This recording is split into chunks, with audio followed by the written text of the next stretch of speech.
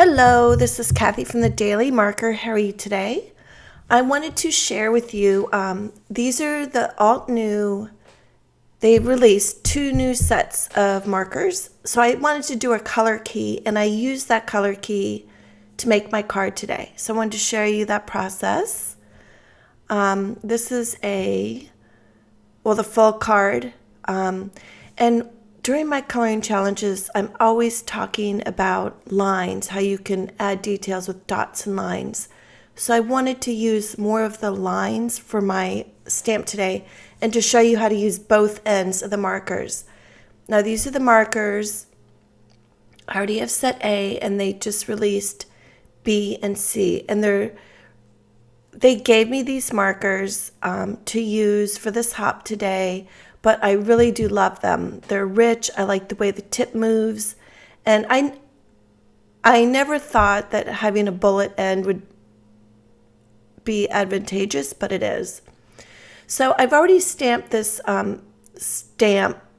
What is it called? I'll link it in the supplies. But these rectangles, they're so fun. And I thought it'd be fun to make a decorative project with these, with all the markers. Now, when I use my Copic markers, yes, these work great with Copic markers. So,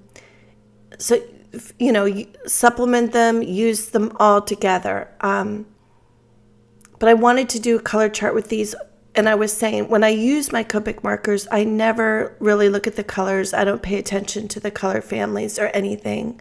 But since these are new to me, I just felt like I needed a reference point. So that's what I'm doing. I sped it up because I'm just coloring these. I'm not doing anything fancy. I just wanted to share how I made the color key. And then in each set, there's a really dark marker. So I wanted to use that as the background. So those are all the markers in that set. And now I'm going to go ahead and do group C. And then I'm going to mount these off camera on some really thick watercolor paper. And then I'll just hang it up in my studio. It's decorative, it's pretty, and I think that's a fun way to do it. So I wanted to make a shaker card with the stamp set. It's just so fun, it's so graphic. But I ran out of time after doing my flower card. I wanted to do 2. You'll see I did 2 backgrounds with the flower. And there's only so much time in the day. So unfortunately, we all wish we could add more hours when it comes to crafty time, don't we? Now I've put the number in the bottom right of all the boxes so I can refer to those. Now here's this stamp. Of course, let's just not talk about the name of it right now. And this is like a Stabilo or something like that marker.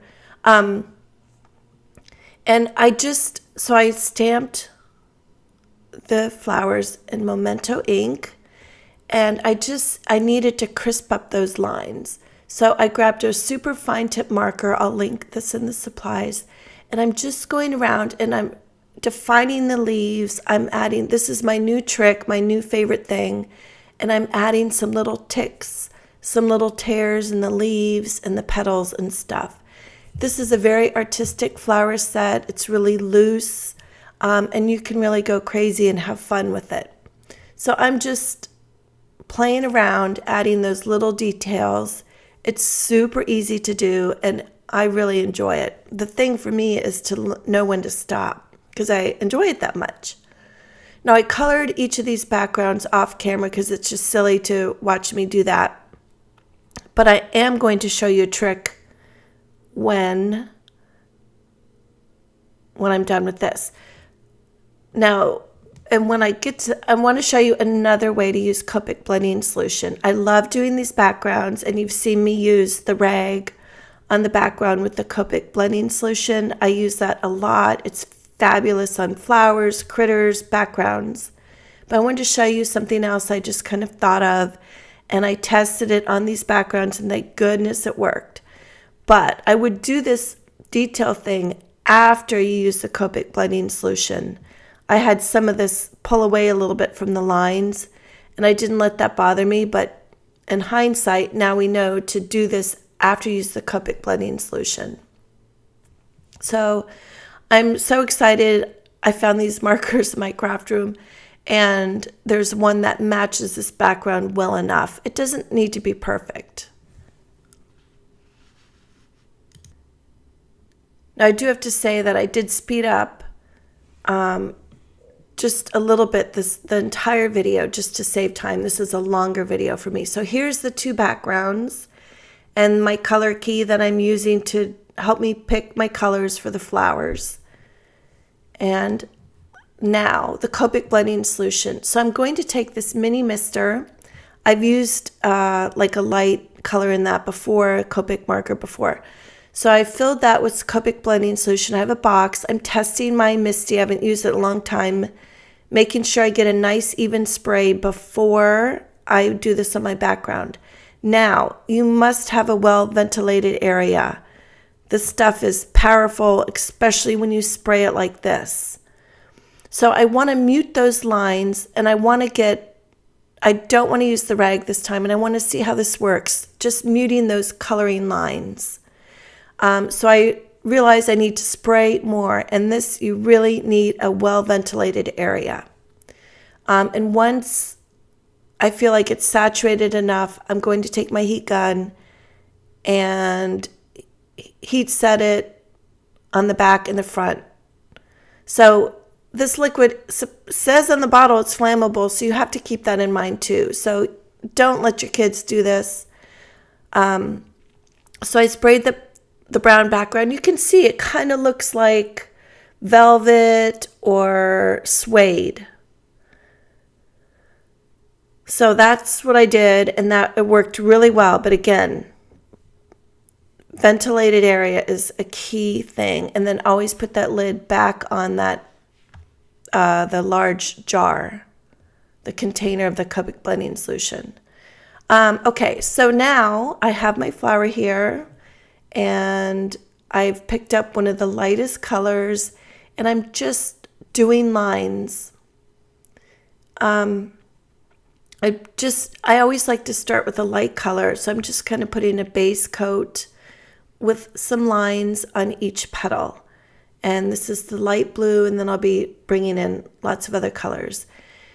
One of my top 10 coloring tips, one of my top 10 coloring tips that I talk about on my coloring challenge road trip all the time is adding lines and dots to things, to your coloring, to enhance them. So for this flower, I just pretty much want to use lines to enhance, just to make it pop and to show you that you don't need to have fancy feathering and all that. Sometimes I like to use the lines as a decorative, artistic element in my images, and sometimes I like to mash the colors and just have everything blended out. Now, during this video, I'm going to use the bullet end and the brush tip. I love a brush tip, but I didn't even understand why it was important to have a bullet end unless you're using a coloring page. But now I see after this video that it is, for some people that aren't comfortable with the brush tip, just use the bullet and just draw a series of lines on the petals. And when you draw your series of lines, you want like short, long, medium. And if you just keep doing it, it almost looks like you have like feathering. So play around with that. And sorry that you can't see the tip and which one I'm using, but that's just how it goes, I guess. But I'll be bouncing around between the two tips just to show that you can use both. And I'm used to using the brush, so sometimes I'll pick up the brush and then I'll use the nib. So again, just experiment and have some fun. Now I'm going over this lighter blue with the darker blue, and I'm just playing and experimenting. Like the second time I color this, I might just start with this color. I'm not sure. But playing is a part of the process. And that's what I'm doing here. Now you can see those lines, how there's longer lines and shorter lines and stuff. And those lines come together artistically later on this card panel here. And if you look at the flower on the left, the cool thing is all the petals are different. So you can interpret how you want, if you want some of the petals as leaves or as flower petals. And then you can just, as I mentioned earlier, define the petals and just make them come together. Like I brought some of the background further into the flower. If you look on the sides of each petal, I took that brown and brought it deeper into the flower, and it defined those flowers, those petals more. So it's just playing around. But now I want to mix another color in there just for fun. I felt like it needed to be more vibrant. At first I was thinking this was going to be soft colors on the flower, and then I realized I needed more vibrant colors. And you guys know I love to mix different colors together, so I'm bringing in this purple, and I'm kind of doing I was going to say like an L shape on each petal, which I like to do a lot, but I'm really just doing the edge and then bringing a line down and a line up from the bottom. And don't worry about how your lines look. It should all look good in the end. So you just have to go with it. Now, okay, I can tell you right now, I'm using the nib and it works beautiful, especially with those lines. So I have a loose hand. I'm just doing strokes, bringing that line up. The best thing is just to have a relaxed hand. So just be cognizant of that and just go with it. Now I'm bringing that darker color around all the petals, and then I'll have to soften those lines with either medium or light color after this. Now another thing, and I think I've mentioned this before in another video, but during my coloring challenge road trips, it's awesome because I get to meet so many of you, and I get feedback, and a lot of people tell me, I would say the majority, that it just like bringing in this darker color, it just makes the image go wow because of the color. And that's where I've heard that a lot of you are afraid to add like that pop, that deeper, darker, scarier color, if you will. So I say go for it. Now I've picked up a lighter color here, and I just want to soften those lines. And I think I'm using the bullet here too.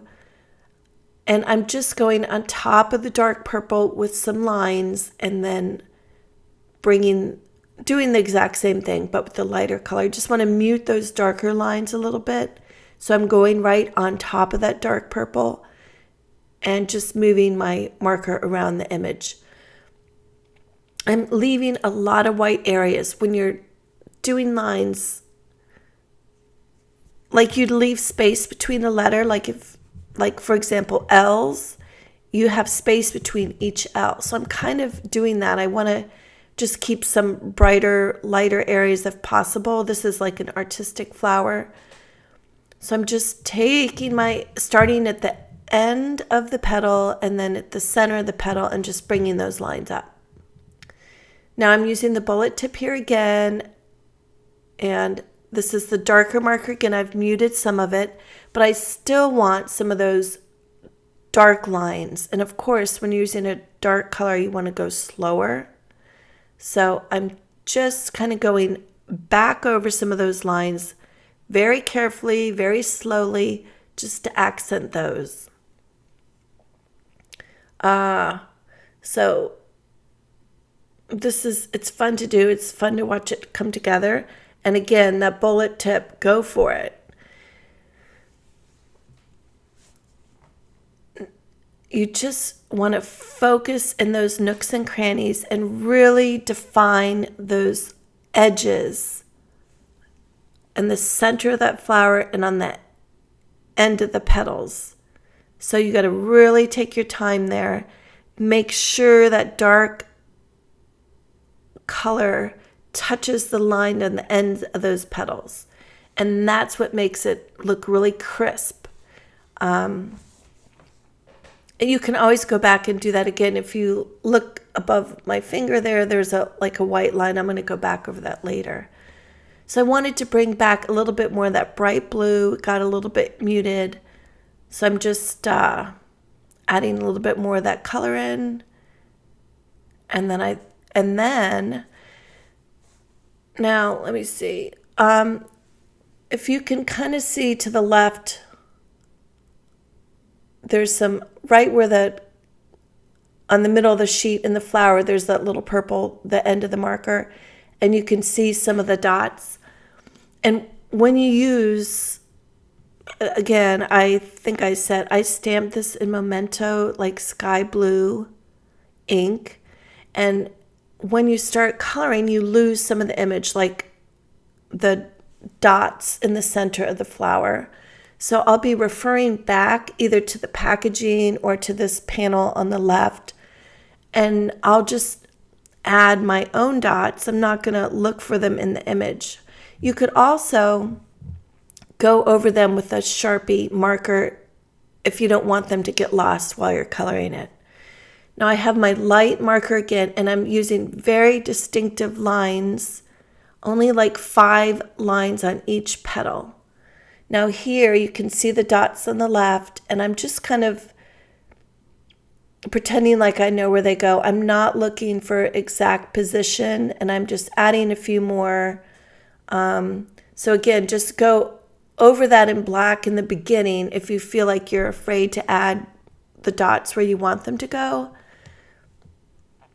Now I've picked up this marker here, and I'm just accentuating some of those lines, very few. And notice I'm really focusing on the end of those petals. I want to make sure the purple line meets the brown and that it's very crisp. And then I'm just drawing some more lines further up those petals. This is all about the line. Don't be afraid to add those lines. And now I'm just doing some long extended lines.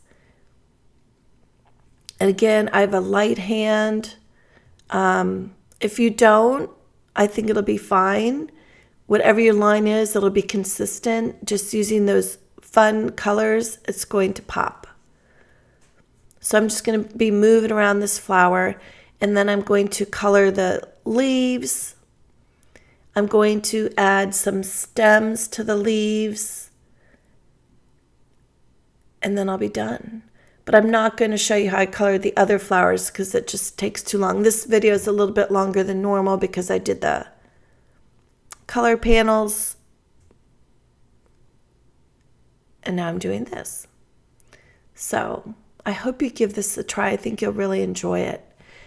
And as you know, I'll be picking up my white gel pen. I'll be adding white to the center of those flowers. Oh, here we go. I warmed it up on my finger.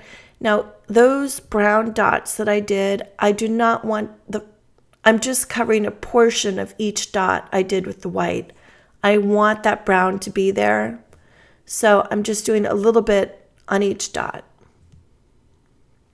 And there you have it. Now I'm going to color those leaves and just putting down a base layer of green, and then I'll be doing exactly like I did on the flower petals. I'll be doing on the leaves. I'll be bringing in some darker, some medium, and some light, just a series of lines.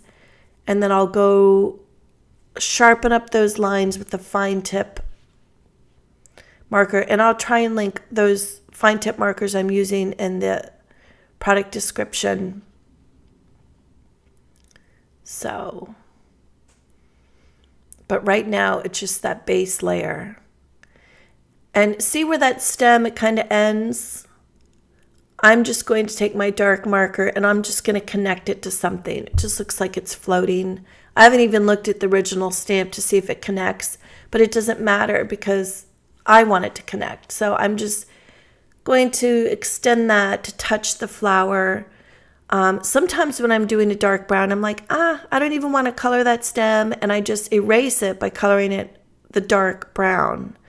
And then it could just be like spriggles of leaves, but I wanted these to attach. So keep that in mind. It's kind of fun to, when I go on the coloring trips, I talk about how just you erase it with the dark marker, the background color. Because sometimes there's like a tiny little leaf that's like, I'm not going to take the time to color this. I'm just going to color over it and spend more of my time on the basic image. So it's fun to kind of add your own spin to things. Now I'm using that bullet, just bringing that color down on those petals. I keep looking at the clock. I have to go to Pilates soon. I'm curious if I'll finish this. So just bringing a longer line and then some medium strokes and some shorter strokes on those.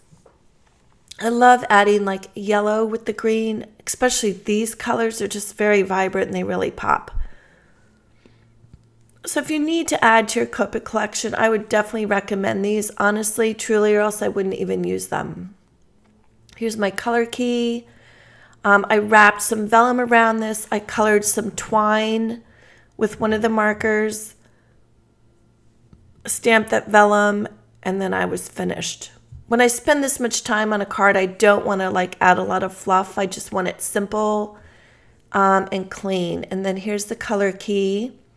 I'll put this on my bullet board or something in my studio. It's really fun to do. And that's it. Thank you for watching. I hope you're subscribing, and a thumbs up if you like this. It's always appreciated. See you next time.